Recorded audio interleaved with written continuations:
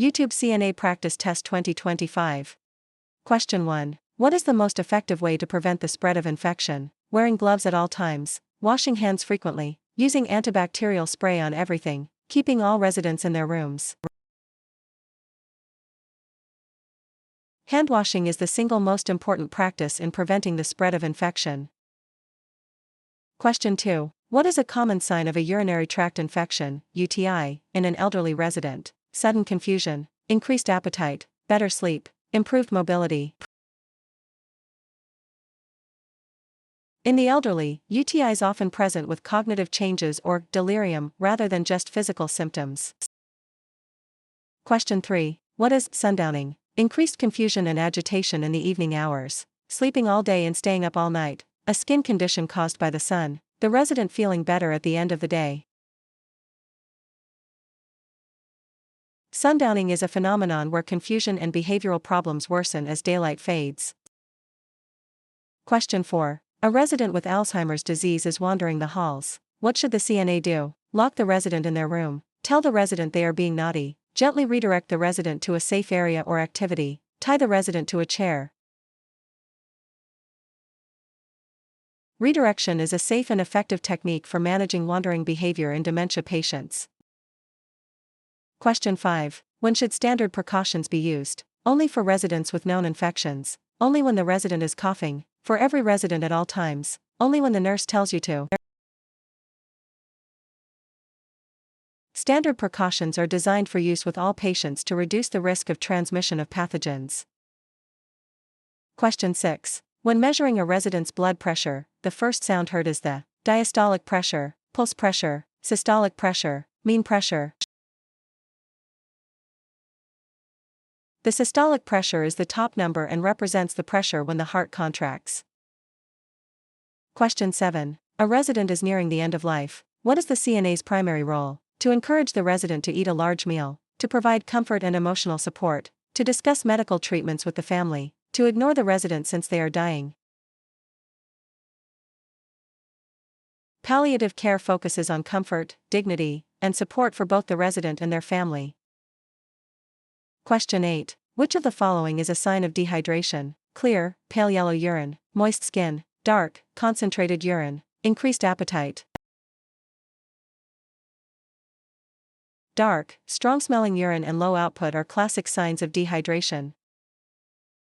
Question 9. Which of the following is an example of objective data? The resident says they have a headache. The resident's blood pressure is 120/80. The resident feels nauseous. The resident is worried about their family. Objective data is observable and measurable information, such as vital signs.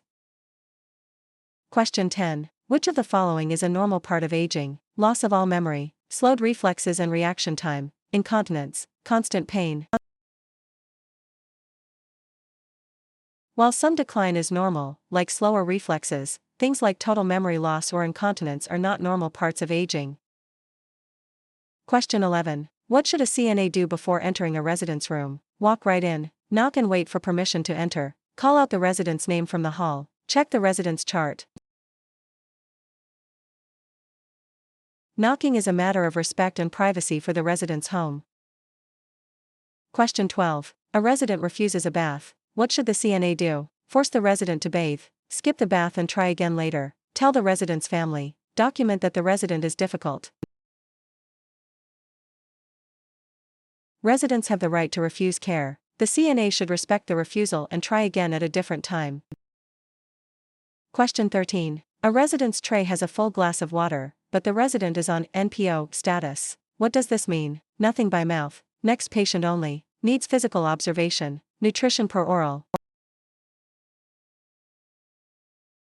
NPO stands for nil per os, meaning nothing by mouth. No food or water should be given. Question 14. If a CNA sees another staff member hitting a resident, what is the first action to take? Call the police immediately, stop the abuse and ensure the resident is safe, report it at the end of the shift, ignore it if it doesn't happen again. Safety is the priority. The CNA must intervene to stop the abuse immediately.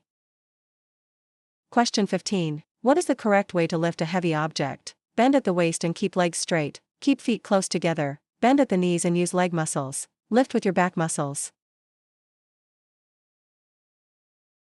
Proper body mechanics involve using the strong leg muscles and keeping the back straight to prevent injury.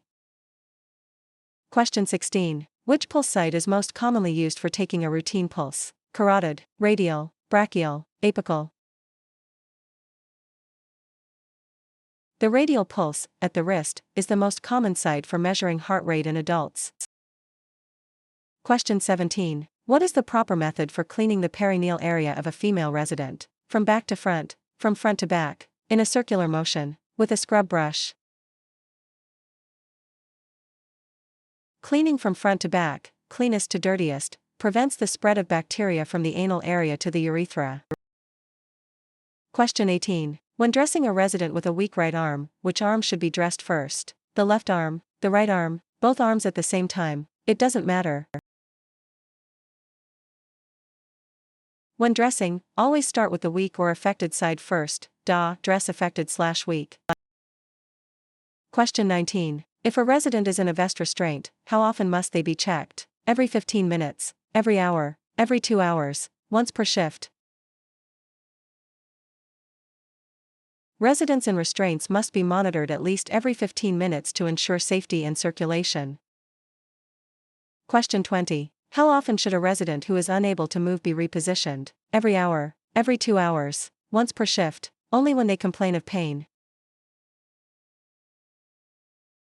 To prevent pressure ulcers, immobile residents should be repositioned at least every 2 hours.